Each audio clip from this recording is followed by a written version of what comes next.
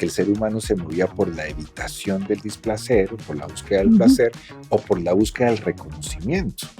Y resulta que Frankl dice, no, el ser humano no lo mueve la búsqueda del reconocimiento, no lo mueve la evitación del placer, la evitación del displacer, sino encontrar un para qué existo yo en este mundo, para qué sirve. Sentirse útil. Exacto, para qué sirve que yo esté acá. Y de esa manera surge una forma de una teoría psicológica que llamamos logoterapia y análisis existencial. La salud mental después de la pandemia se convirtió en un tema de conversación cuando antes no era tan común. La gente no hablaba de sus problemas. Yo creo que es importantísimo, uno, nosotros como padres, como educadores, educarnos en la emocionalidad. Dejar de lado ese analfabetismo emocional para empezar por nosotros. Empezar por nosotros, para poderlo llevar a las otras personas. Porque ahí está el susto, ¿no? Si yo no he aprendido a sentir tristeza, cuando mi hijo siente tristeza, yo no sé ni qué hacer con la mía, qué voy a hacer con la de esta personita que es tan importante para mí. Y que no quiero que sufra. Este episodio es patrocinado por Tykes Plus, un preescolar Montessori bilingüe.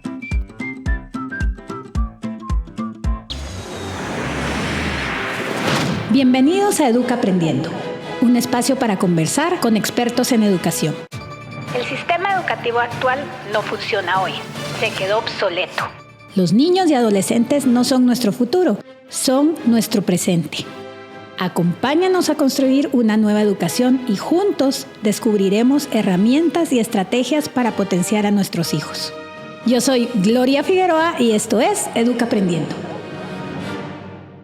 Bueno, bienvenidos a otro episodio más de Educa Aprendiendo. Hoy tenemos un invitado colombiano que nos va a hablar de un tema muy importante que al final del día uno a veces se pone a pensar qué es, ¿verdad? El sentido de vida. Y pues bienvenido Juan Pablo Díaz del Castillo. Totalmente, es un solo apellido. Oigan, para cuando lo busquen en redes, así como nombre de telenovela. Juan Pablo Díaz del Castillo. Pero no se les va a olvidar, ahí van a ver que lo van a encontrar rapidísimo y pues qué bueno tener otro hombre. Gracias Juan Pablo por aceptar la invitación. Aquí tenemos, pues nos ven de aquí de Guatemala principalmente, pero también de México, Colombia y de varios lugares, ¿verdad? Entonces, pues hoy vamos a ver esta parte, este tema que es tan importante porque al final del día siempre decimos, o sea, venimos a este mundo a estar en paz, a llevar las cosas bien, pero ¿qué nos da? Porque a veces también las personas se sienten como que no tienen un norte, no saben qué hacer, como que no tienen este sentido de vida y no saben ni dónde encontrarlo, ni cómo hacer, o sea, como que ¿de qué se trata?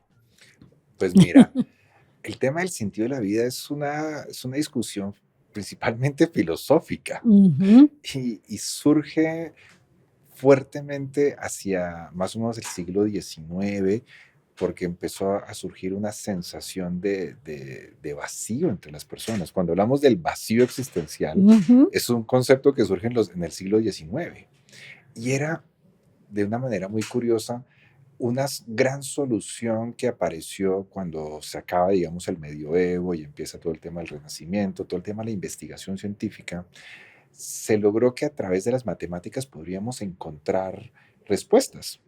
Resulta que después de muchos siglos decimos, oye, esto no nos está dando respuestas para mucho, ¿cierto? Sí. Y al contrario, está generando mucho más vacío, porque la investigación de cierta manera quería encontrar verdades absolutas, y en esas verdades absolutas, pues todo es igual para todo el mundo, y cada persona es un mundo completamente diferente. Y ahí empezaron muchos filósofos principalmente a hablar de esto del sentido de la vida. En el siglo XX hay un fenómeno que lo conocemos como las dos grandes guerras, ¿no? La Primera y la Segunda Guerra Mundial. Y al finalizar la Primera Guerra Mundial, Austria se separa, pues el Imperio Austrohúngaro se acaba, lo disuelven los ganadores y Austria se convierte en un país independiente con problemas económicos por la guerra, no sabían cómo se iban a dejar políticamente, socialmente estaba afectadísimo y eso afecta fuertemente a los jóvenes y a los adolescentes y se generó como una especie de epidemia de suicidios en Viena.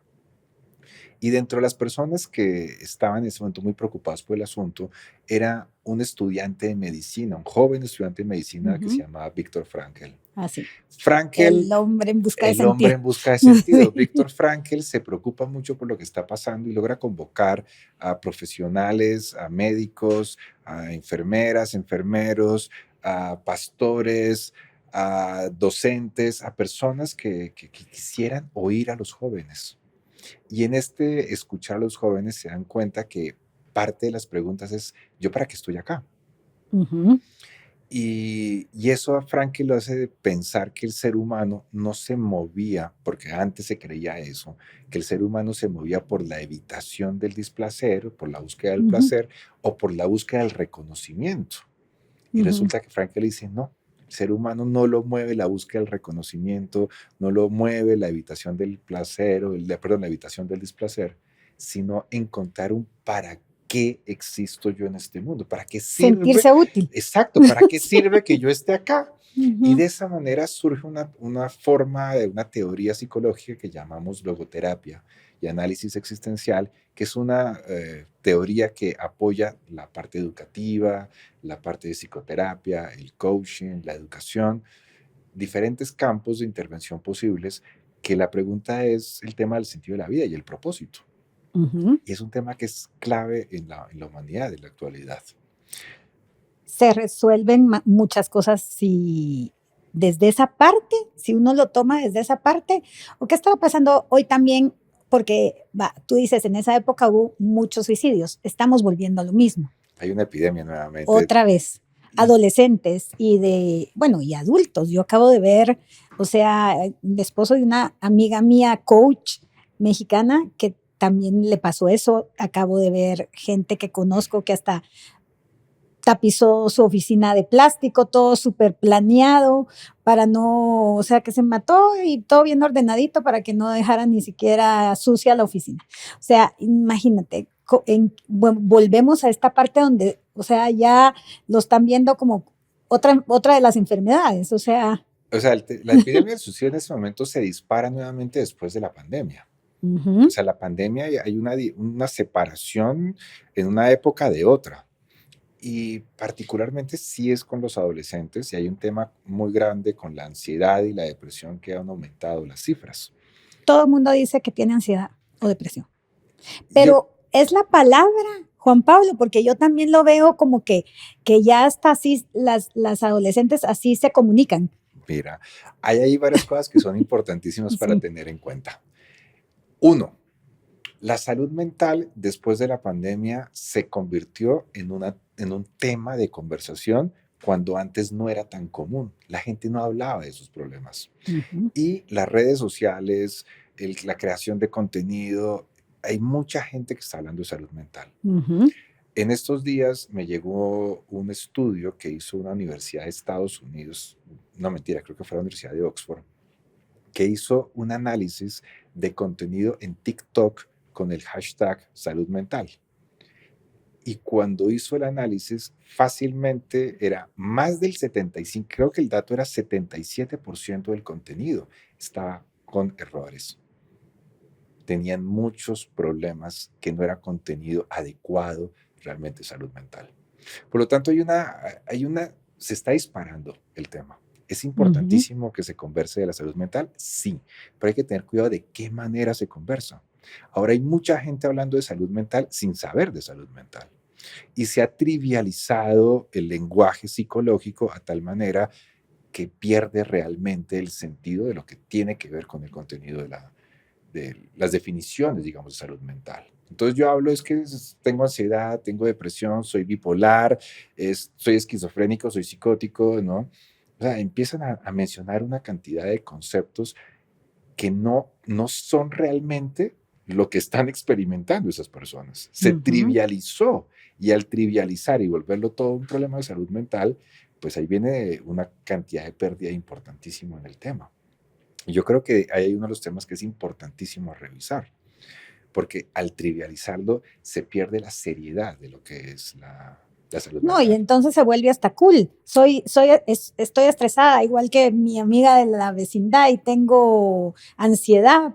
O sea, Entonces se autodiagnostican Sí. o están diagnosticando gente desde un contenido que no tiene el peso académico y científico real.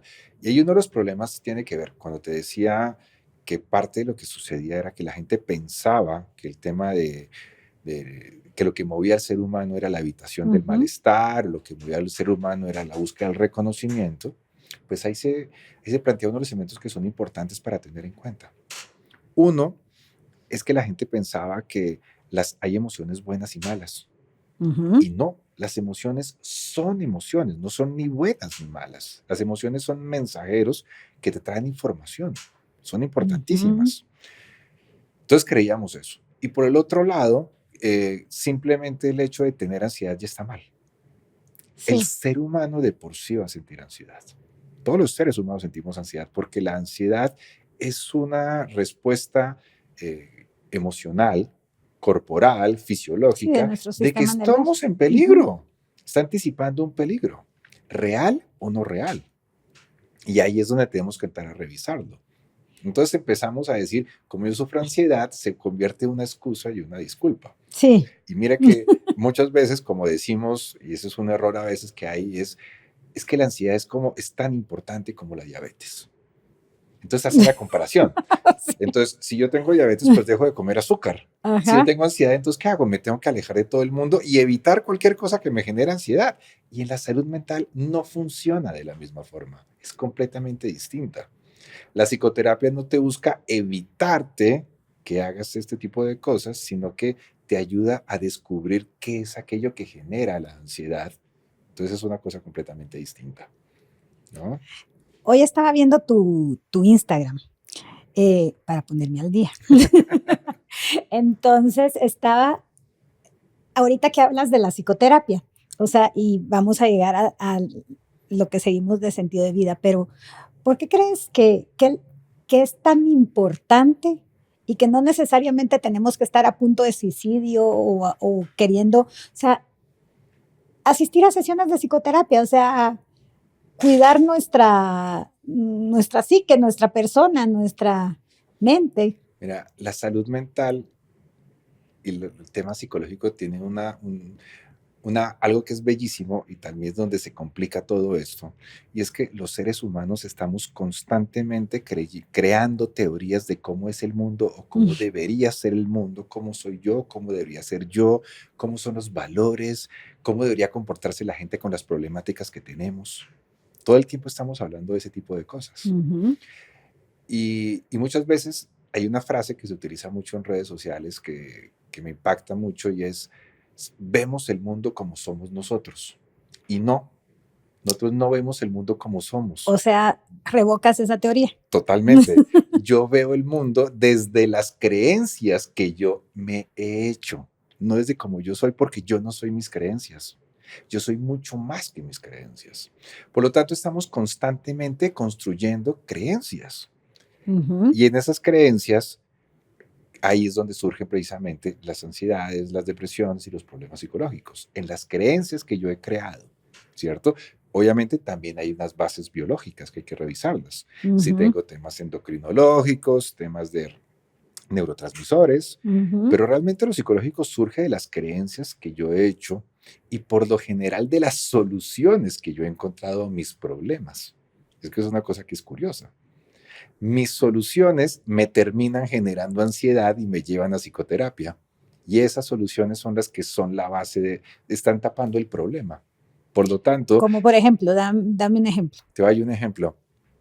Si yo creo que la gente se va a aprovechar de mí porque yo soy una persona a la que todo el mundo lo ve como frágil y es como a quien le puedo sacar plata y no me la va a pedir que se la pague.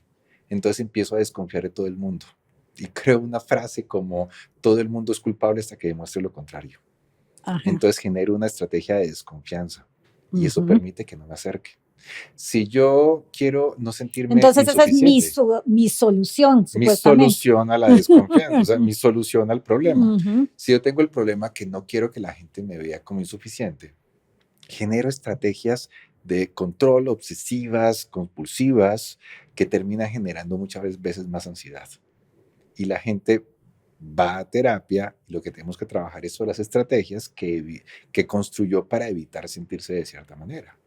Entonces, tenemos que descubrir el mapa de cómo nos movemos en el mundo, porque un psicodiagnóstico no es meterte en una capsulita y ahí te quedaste, ¿no?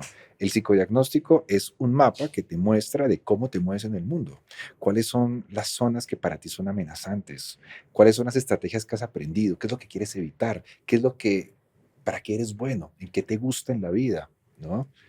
Y con ese mapa aprendemos de cómo se mueve, no para evitar esas cosas, sino para trabajarlas y poder acercarse muchas veces a ellas. Bueno, y ponte, están las creencias y está el sentido de vida. Exacto. ¿Cómo lo unes? Son cosas distintas, porque cuando hablamos de temas de salud mental, estamos hablando más, principalmente con ansiedad y depresión, son síntomas de un sobrecuidarme. Me estoy tan sobrecuidando que no me permito. Sí, porque hay unos que les da y hay otros que no les da. Exacto, hay personas que les da, otros que no les da. Y a veces en la misma familia, en la misma casa, en el mismo. Hay personas que sienten ansiedad y saben cómo manejarla y la logran. Hay gente que se siente tristeza y tiene pequeños episodios depresivos y después vuelven y salen, porque es muy diferente un episodio depresivo a una depresión. Es muy diferente un episodio de ansiedad a un trastorno de ansiedad. Y la gente empieza a confundir esos elementos, que son completamente distintos. Cuando hablamos de salud mental y hablamos de ansiedad, hablamos de depresión, surge principalmente de estarme cuidando mucho. Me cuido tanto porque todo el tiempo estoy en peligro, pues que siento ansiedad, porque la ansiedad es una forma de anticipar peligros. Veo peligros en todas partes, y ahí es el lío. Mientras que el sentido de la vida no tiene que ver con cuidarse, tiene que ver con donarte al mundo, con descubrir en el mundo qué es aquello precisamente que para ti es importante, qué es aquello que a ti hace que tú digas, solo por esto vale la pena que yo esté. Y entonces, pero esa regularmente, bueno, a mí me ha tocado, he visto gente que tiene sentido de vida, no experimenta ansiedad. No necesariamente. Una persona que tiene sentido en la vida va a sentir ansiedad en algún momento. Pero de otra ansiedad, ¿o no? No necesariamente. Puedes sentir una ansiedad clínica. Lo que pasa es que el sentido de la vida te ayuda a encontrar las formas de cómo manejar de una manera distinta. Todo. Te ayuda, es preventivo. O sea, la salud, el sentido de vida es preventivo. Es un macrofactor protector que te reduce la ansiedad, te reduce la depresión, reduce enfermedades, apoya muchísimo al ser humano. El sentido de la vida tiene que ver con esto que yo encuentro en la cotidianidad, que es valioso para mí. En el día a día. Exactamente. O sea, no tienes que ir a salvar el mundo. Exacto. Eso es lo que a veces sienten. Porque uno dice, claro, y el día que yo me gane el Premio Nobel de Literatura, el día que yo salve a toda la humanidad, ese día voy a tener sentido en la vida. Y no, el sentido de la vida está en la cotidianidad. En este momento estamos conversando y compartiendo sobre algo que para mí ha sido importante porque tiene que ver con mi historia. Yo he aprendido, he estudiado y por cosas de la vida descubrí que a mí me encanta la docencia. A mí me encanta transmitir conocimiento. Soy docente hace muchísimos años, desde el año 2006 soy docente. Entonces me encanta transmitir. De logoterapia, de filosofía, de antropología, de psicopatología, de muchos temas asociados. Pero cuando yo transmito conocimiento, siento una experiencia de sentido porque está con el compartirme aquellas cosas que yo sé, que yo he aprendido y que me han enseñado, compartirlas al mundo. Porque el sentido de la vida está en el compartirse, en el donarse. El sentido de la vida no es solo para ti. El sentido de la vida le suma valor al mundo. Por ejemplo, tú con este podcast lo que buscas es sumarle a otras personas. Y seguramente, no sé cuánto tiempo llevas haciéndolo, pero en ese tiempo que llevas haciéndolo han habido dificultades. Y en esas dificultades tú dices, no importa, lo vamos a hacer. Sí, llevamos como 3 años, pero sí, ya vamos como para 40 podcasts y sí. O sea, cada vez que me siento aquí me encanta la plática y que le vaya a llegar a la gente y que vayan a ver algo diferente. Sí, tienes. Es sumarle. Sí. Porque el sentido de la vida es algo en el presente que le suma valor a la vida de las demás personas y a mí.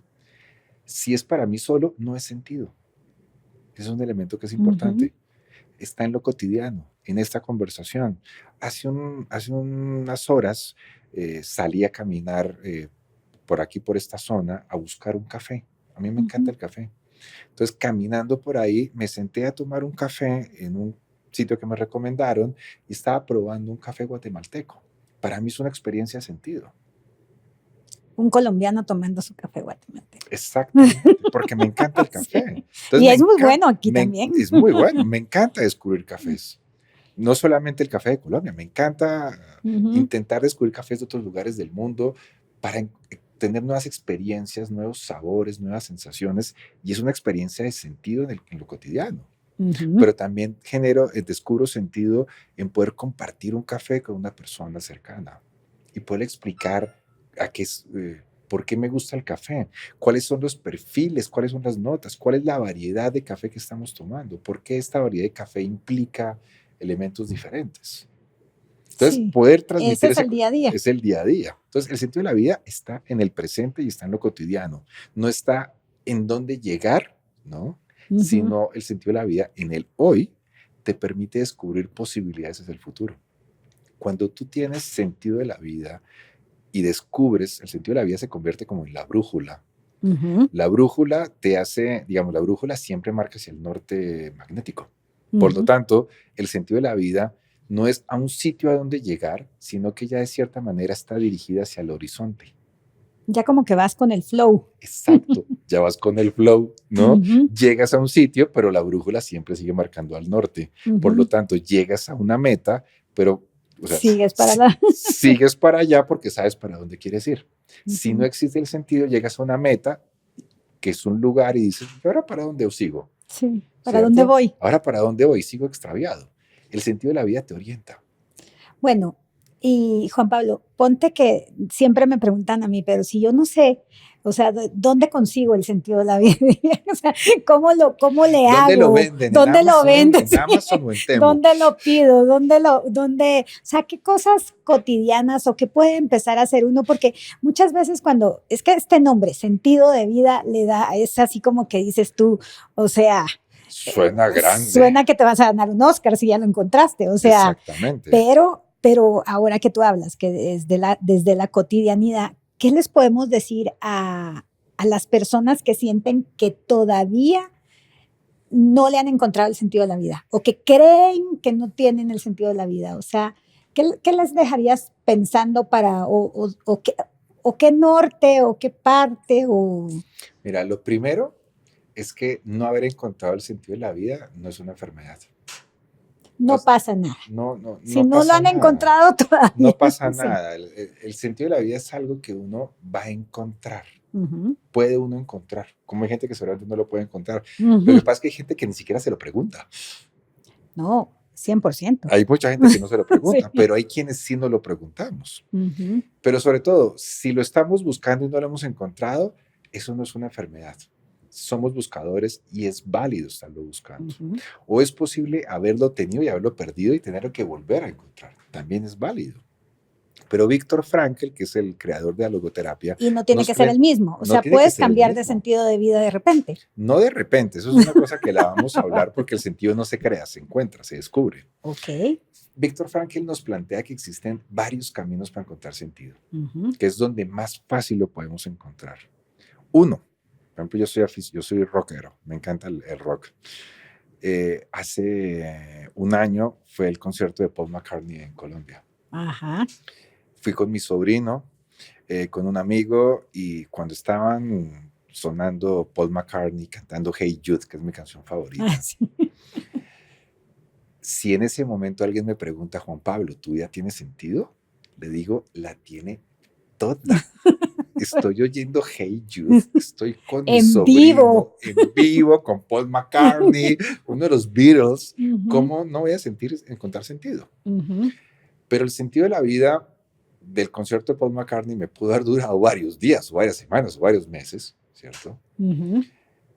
Pero el sentido de la vida tiene que ver mucho también con la duración. ¿no? Hay experiencias de sentido más cortas. Por decir algo, a mí me gusta el café. ¿Cuánto tiempo va a durar la satisfacción del café? Mientras dure la taza. Mientras dure la taza y de pronto unos 10 minutos más, digámosle. Pero supongamos que yo estoy en un parque y estoy tomándome un café guatemalteco, increíble, que me consiguieron, taza de oro, y estoy tomándome ese café y estoy en un parque al lado de un lago y oigo una persona que me grita, auxilio, auxilio, me estoy ahogando.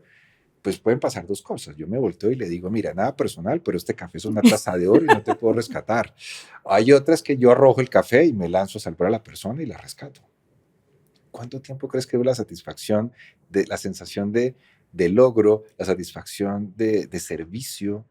De rescatar a la de persona. rescatar a la persona. Toda la vida. Es probable que toda la vida. ¿Y a cuántas personas le habrá beneficiado eso? Gente que yo ni siquiera van a saber que yo existo. Y no importa que la gente sepa que yo existo. Lo importante es que transformó y cambió la vida de muchas personas. Por lo tanto, el sentido de la vida no tiene que ver con que sepan que yo existo. No es por reconocimiento, es porque le sumamos valor a la vida. Y eso puede durar toda la vida. Es una experiencia que me va a durar eternamente. Entonces, ese es un segundo camino. Aquellas cosas que yo le doy a la vida. El primero es lo que la vida me regala. El segundo es lo que yo le entrego a la vida. Como psicoterapeuta, por ejemplo, en mi caso, como docente, creando contenido, escribiendo libros, es formas también de encontrar sentido. Lo que yo le doy al mundo y lo que yo recibo del mundo. Y el tercer camino que nos propone Frankl es el tema de la actitud. Es decir, todos los seres humanos vamos a experimentar en algún momento el sufrimiento. Sí, solo por estar aquí en la Tierra. Solamente por el hecho de ser un ser humano en la Tierra, en algún momento va a aparecer el sufrimiento. ¿Cierto? Hay personas que les va a llegar en módicas cuotas de cada década, otros anuales, otros cada mes. Cada persona es completamente distinta. Pero lo vamos a experimentar el sufrimiento. Y Frankl nos propone que el tercer camino es la actitud ante el sufrimiento. Mira que eso es muy diferente a muchas veces lo que nos dicen en las redes sociales. Es que tienes que encontrar el regalo, el sentido en el sufrimiento. Ejemplo. Voy a ser un poco drástico. ¿Yo cómo le voy a encontrar sentido a la muerte de mi hijo? Eso no tiene ningún sentido, ni tiene ninguna lógica. Pero sí en la actitud que yo tengo ante el sufrimiento puedo encontrar sentido. Por eso es que hay muchos padres que crean grupos de apoyo para padres que han perdido hijos. Y de ahí surge precisamente. El sentido también, el sufrimiento te convierte en una prestación, en cómo lo que tú... Y te conecta con otras personas y ayuda a otras personas. Es el tercer camino que nos propone Frankl. Está en lo que recibimos del mundo, los valores de experiencia, el sentido de experiencia, lo que le damos al mundo, que es el sentido de la creación, aquello que nosotros le damos al mundo como nos donamos, como por ejemplo en el trabajo, o en la forma en que hemos sufrido.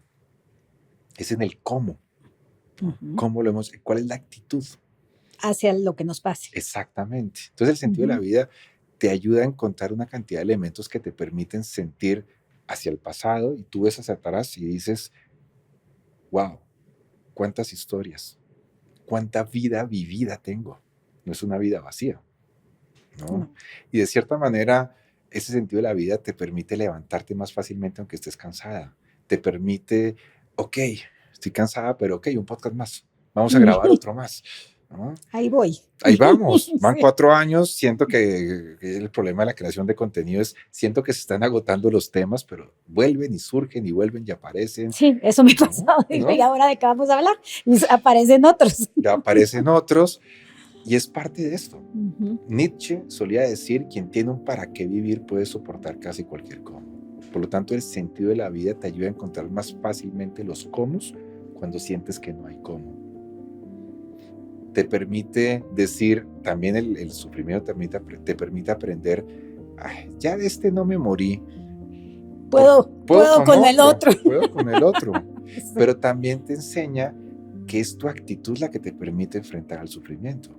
Que no es la luna, ni el retrógrado de Acuario o de la luna, no. No es el otro que viene a salvarte, ¿no? Sino es tu actitud. Porque si tú no tienes la actitud de apertura, nadie te va a salvar. Pues si tienes la actitud, vas a permitirte encontrar nuevas posibilidades. El sentido de la vida es ir por un camino aparece el sufrimiento, te destruye ese camino y en esa actitud poder encontrar otras posibilidades desde la libertad. La actitud es aprender a ver en libertad otros espacios de movimiento, porque el cambio, ¿no? Todos los seres humanos tenemos crisis. El cambio es la conducta No, y hay veces que no vemos movimiento. salida en el determinado momento. Ajá. Pero el sentido de la vida, cuando has descubierto el sentido de la vida en el sufrimiento, te dices, tal vez en este momento no lo encuentre, tal vez más adelante. Sí, y espera. te permite tener paciencia, porque viene la crisis, ¿cierto? De la crisis, la actitud te permite generar un comportamiento que es el cambio. El cambio es una conducta y después eso te transforma, que es como yo como persona me cambio y me transformo desde la crisis, la actitud, la conducta, el cambio y la transformación. ¿Tienes hijos, compadre? No, pero tengo 2 sobrinos hermosos que amo con todo mi corazón. Una pregunta. ¿Cómo podemos nosotros irles dando a nuestros niños desde chiquitos conciencia para poder ver todas estas partes, todo esto, para que cuando venga alguien de 50 años y me digan, o sea, nunca tuve sentido de vida, no sé cómo encontrarlo, no sé, o sea, pero que ellos desde chiquitos puedan disfrutar, puedan saber que va a venir momentos difíciles y los puedan atravesar, porque no hay de otra forma, si dicen, no hay de otra forma llegar al final que atravesándolo, y ver también y encontrar todas estas cosas bellas que nos da la vida, como un café, puede ser para ti, para mí puede ser un matcha, para alguien más puede ser, o sea, que no es algo fijo, que todos pueden encontrar lo que hay, pero cómo hacerlos más conscientes de que esto existe y de que esto está ahí y que les hace vivir una vida más plena. Yo creo que hay muchas formas de tener presente ahí. Y yo creo que muchas veces el poder tener una actitud ante el sufrimiento viene también de permitirles sentir lo que están sintiendo. El sufrimiento. El sufrimiento. Hay veces que se mueren seres queridos, ¿cierto? Y cuando se muere un ser querido, este niño o esta niña pueden llorar muchísimo. Y uno se le rompe el corazón de verlos llorar. ¿Y qué le empieza a decir uno? Y son las frases, no solamente con los niños, sino hasta con los adultos. Ya está mejor que nosotros. Ya está con Dios, ¿no? Sí, ya dejó de sufrir. Ya dejó de sufrir, ¿cierto? Sé valiente por tu mamá. Sí. O sea, normalmente los comentarios que hacemos es para quitarle el malestar a la gente, aliviarlos, como si fuera malo sentir. Y es porque creemos que los sentimientos son malos o son buenos. Entonces estos sentimientos no los debo sentir. Entonces enseñarles a que es humano sentir, que están llorando porque se murió una tía. Porque es lo que toca, o sea, porque me siento triste. En vez de hacerle querer que deje de llorar, abrázalo, tenlo en los brazos, déjalo que llore y se le va a pasar. Pero que tenga la claridad de que si está triste te puede buscar, que te puede abrazar y que tú lo vas a recibir. Y acompañar. Yo creo que eso es importantísimo. También es clave que aprendan que se cometen errores en la vida. Y hay veces a veces es muy importante también mirarse como padres. ¿Qué es lo que yo creo que pasa si mi hijo comete un error? ¿Qué tanto les permito cometer errores? Porque si comete un error es que yo soy mal padre, yo soy mala madre. Regularmente, o sea, es que nos evaluamos hasta por las notas de los niños. Exactamente, tienes que sacar buenas notas porque es que si las sacas, yo soy la que estoy quedando mal. Y tenemos que darnos cuenta que ellos no van a ser, nuestros hijos, no van a ser lo que nos va a mejorar, nos va a convertir en seres más valiosos o más validados o más suficientes, sino que ellos son personas que tienen que aprender. Y es parte de nuestro proceso, es ayudarlos a aprender. Pero si no les permitimos cometer errores, si no les permitimos sufrir, si no les permitimos, va a ser más difícil.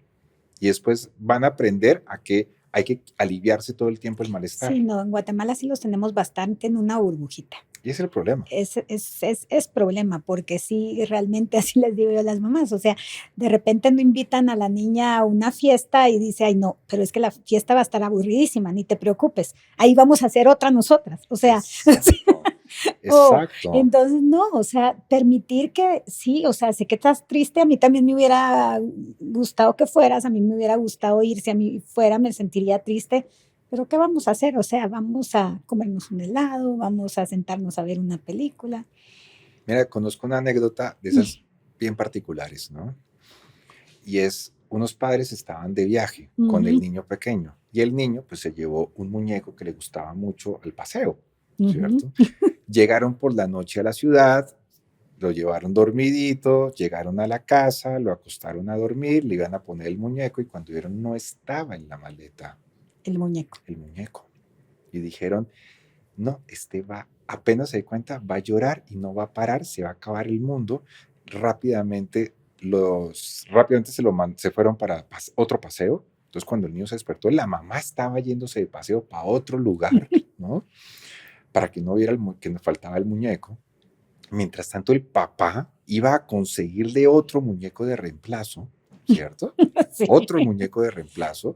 Lo Y veo. después se fueron al sitio donde estaban la mamá con el hijo y le llegó con el muñeco. Por fin dijo, mira, se te quedó el muñeco en la maleta, no lo trajiste. Y le dijo, uy, qué raro, si yo se lo había regalado a una niña en el paseo.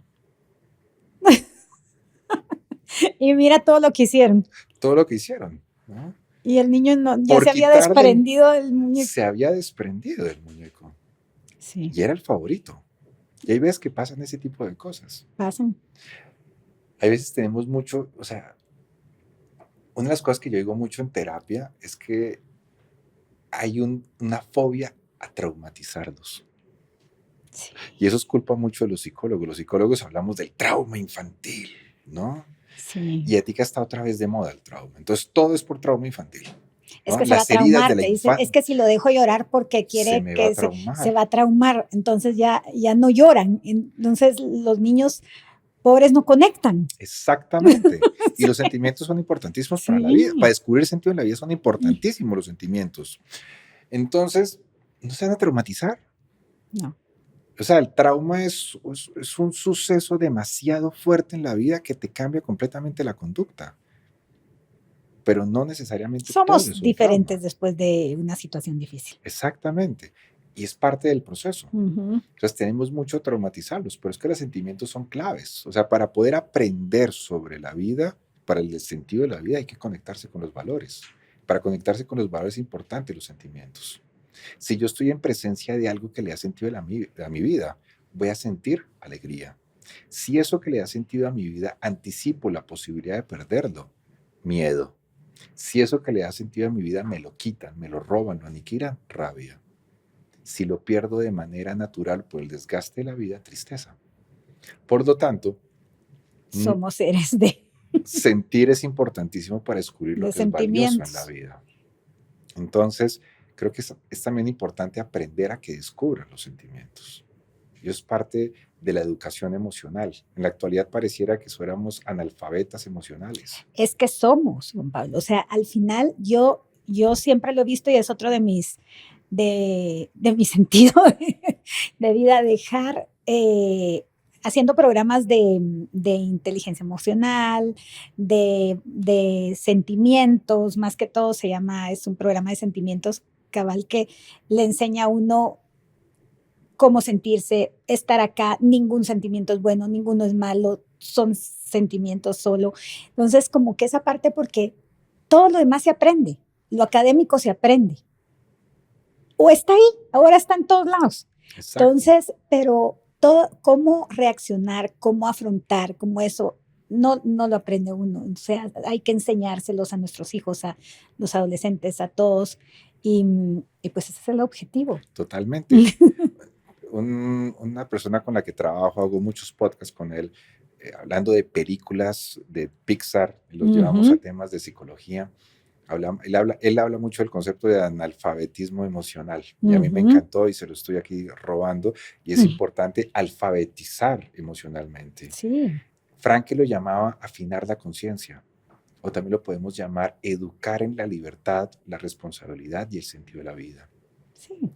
Las emociones y los sentimientos son importantísimos, porque si somos, o sea, los pensamientos, el mundo racional nos permite comprender el mundo, pero el mundo emocional, si no existiera, sería un mundo vacío y aburrido.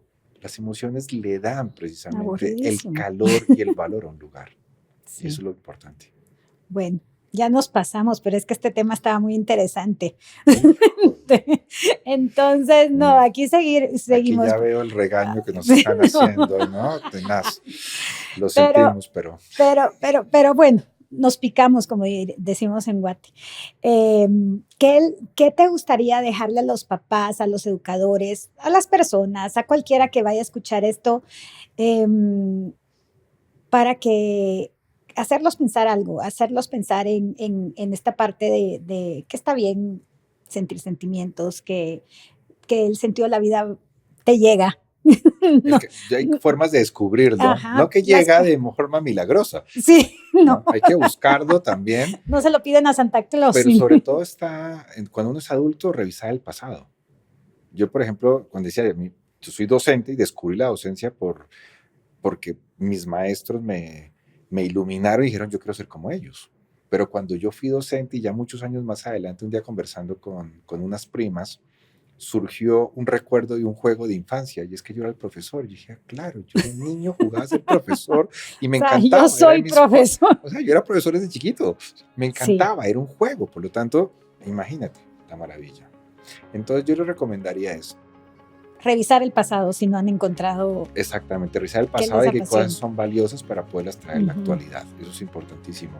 Pero con respecto a los hijos y a los estudiantes, yo creo que es importantísimo, uno, nosotros como padres, como educadores, educarnos en la emocionalidad.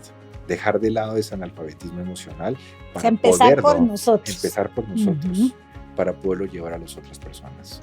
Porque ahí está el susto, ¿no? Si yo no he aprendido a sentir tristeza, cuando mi hijo siente tristeza, yo no sé ni qué hacer con la mía, qué voy a hacer con la de esta personita que es tan importante para mí. Y que no quiero que sufra. Entonces yo creo que es clave eso, educarse emocionalmente. Y asistir a las escuelas de padres, clave. No, clavísimo. Yo hago y llega el 10% de los papás. Suele pasar. Pero sigo con ganas. Suele pasar. Asistir a eso es importantísimo y poderle transmitir esto a sus hijos. Cuando sus hijos se equivoquen, no es con ustedes, no es algo de ustedes. Hay que enseñarles a que es permitido también equivocarse. Y que es parte de la vida. Exacto. Poderles compartir los errores que yo he cometido. En algún momento también les enseña que es posible que ellos también los cometan y que pueden seguir adelante. Porque uno de niño piensa que los adultos tienen todo resuelto. Y cuando llegamos a ser adultos, resulta que no. Sí, no. No sabemos quién nos vendió esa idea. No. Pero ahí podemos empezar a cambiarla y transformarla. Pues muchas gracias, Juan Pablo. Muchas gracias por el tema, muy interesante. Esto da una cátedra, obviamente. Ahí, ¿dónde te pueden encontrar? ¿Cómo estás en Instagram? En redes sociales, en Instagram, JP Díaz del Castillo, mi página web, lo mismo, jpdiazdelcastillo.com. Tengo muchos videos en YouTube, me buscan también como Juan Pablo Díaz del Castillo, principalmente temas de ansiedad. El podcast se llama, también tengo muchas reflexiones, constantemente hago reflexiones que surgen de mis consultas con los pacientes. ¿En el podcast o en...? No, en YouTube y en Instagram. Okay. Y en el podcast lo que tengo la historia de Viktor Frankl, muchos temas de ansiedad, pero también a ti que son muchos diálogos sobre películas de Pixar, principalmente, también sobre Robbie Williams, el cantante, David Beckham, el futbolista. Esa película de Robbie Williams estuvo increíble. Es increíble. Me encantó. Y es hablar de temas de salud, o sea, se vuelve una disculpa para hablar de salud mental. Entonces el podcast se llama Los Diarios Existenciales. Ahí me pueden conseguir, espero que me búsquenlo. Y está en Spotify y en todo. En Spotify, Apple Podcast y ya. YouTube. Y YouTube, no, YouTube están otros videos, otras cosas. Otro contenido. Bueno, ya saben dónde encontrarlo por si quieren ampliar el tema. Esto da para muchísimo, como les digo, pero como también es catedrático, me imagino que ahí mismo deben de estar donde das clases, qué das clases. Todo eso. ¿Verdad? Entonces, pues muchísimas gracias, Juan Gloria, Pablo. muchísimas un gusto. Gracias por la invitación. Y la plática increíble. Gracias. Gracias a todos por ver otro episodio de Educa Aprendiendo. Gracias a ustedes por acompañarnos. Y ya se nos acabó el tiempo, pero nos vemos en otro episodio de Educa Aprendiendo, un espacio para conversar con expertos en educación. Y por favor, comparte este episodio con otros papás que quieran descubrir herramientas y estrategias para potenciar a sus hijos. Suscríbete hoy en Spotify, Apple Podcast o en tu aplicación favorita para escuchar tus podcasts. Y activa la campanita para que te avise cuando tengamos un episodio nuevo. No se te olvide seguirnos en todas nuestras redes sociales como Colegio TAICS Plus y @Gloria de Figueroa. Hasta pronto.